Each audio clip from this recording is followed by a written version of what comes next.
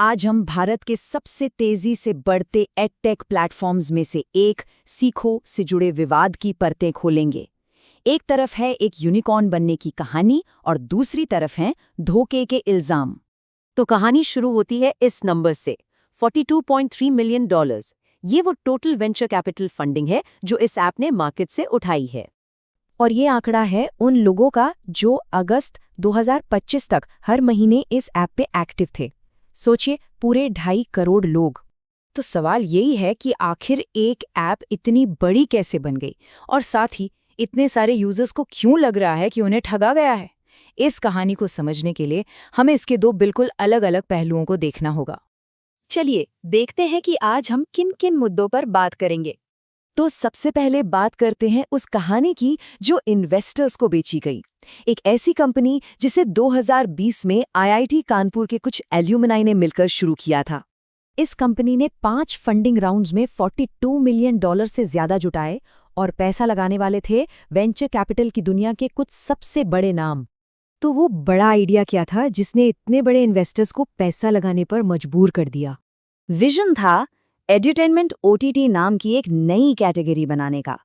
मतलब पढ़ाई लिखाई को नेटफ्लिक्स की तरह दिलचस्प बना देना, जिसमें भारत के छोटे शहरों और कस्बों के लोग यानी भारत 3-3 मिनट के छोटे छोटे वीडियो से कुछ नया सीख सकें। और इन्वेस्टर्स को इसमें एक बहुत बड़ा मौका दिखा। क्यों? क्योंकि भारत में स्मार्टफोन और इंटरनेट हर हाथ में पहुंच चुका था। ऊपर से यूपीआई ने सब्सक्रिप्शन लेना बच्चों का खेल बना दिया था।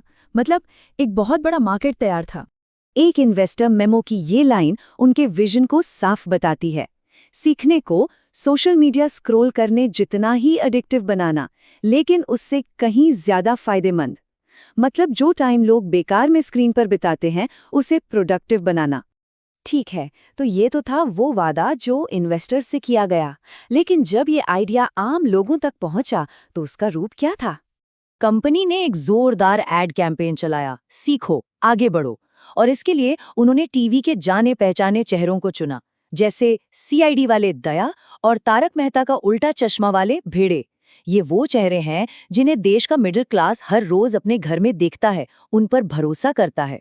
लेकिन यहीं से कहानी में एक ट्विस्ट आता है। कई यूजर्स का ये मानना था कि ये विज्ञापन झूठी उम्मीदें जगा रहे थे। पैसा ही पैसा होगा जैसे नारे लगाकर लोगों को ये यकीन दिलाया जा रहा था कि कोर्स करते ही नौकरी पक्की है, जो कि सच नहीं था। लेकिन सबसे संगीन आरोप लगे ऐप के पेमेंट सिस्टम पर। सारी गड़बड़ी की जड़ थी यूपीआई ऑटो पे। ये फीचर है तो बहुत सुविधाजनक, लेकिन कई यूजर्स ने शिकायत की कि उन्हें पता ही नहीं चला कि उन्होंने एक मंथली सब्सक्रिप्शन के लिए साइन अप कर लिया है। इसे डिजिटल दुनिया में डार्क पैटर्न कहते हैं, जहां यूजर को चालाकी से कुछ ऐसा करने के लिए उकसाया जाता है जो वो शायद करना नहीं चाहता। इस यूजर की शिकायत बहुत से लोगों की कहानी कहती है।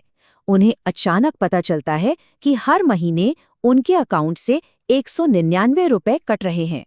और जब कोई इसे कैंसिल करने की कोशिश करता तो वो एक अजीब से सपोर्ट लूप में फंस जाता था। ऐप कहती कि गूगल प्ले या ऐप स्टोर से कैंसिल करो, और वहां कैंसिल करना इतना आसान नहीं था। लोग बस एक जगह से दूसरी जगह भटकते रहते थे। तो इस मार्केटिंग और असलियत के फर्क की वजह से ऑनलाइन बहुत हंगामा हुआ और साथ ही बहुत सारा कंफ्यूजन भी फैला। अब देखिए, एक और मजेदार बात यह है कि सीखो नाम की 2 अलग-अलग एडटेक कंपनियां हैं। एक बेंगलोर में, जिसके बारे में हम बात कर रहे हैं, और दूसरी गुड़गांव में। इस नाम के चक्कर में भी लोगों में काफी कंफ्यूजन रहा। तो चलिए अब कहानी के इन दोनों सिरों को जोड़कर देखते हैं। देखिए, एक तरफ तो कहानी है एक ऐसे हाई ग्रोथ स्टार्टअप की जो करोड़ों लोगों को आगे बढ़ने में मदद कर रहा है, और दूसरी तरफ आरोप है कि वही स्टार्टअप उन्हीं लोगों के सपनों का फायदा उठा रहा है।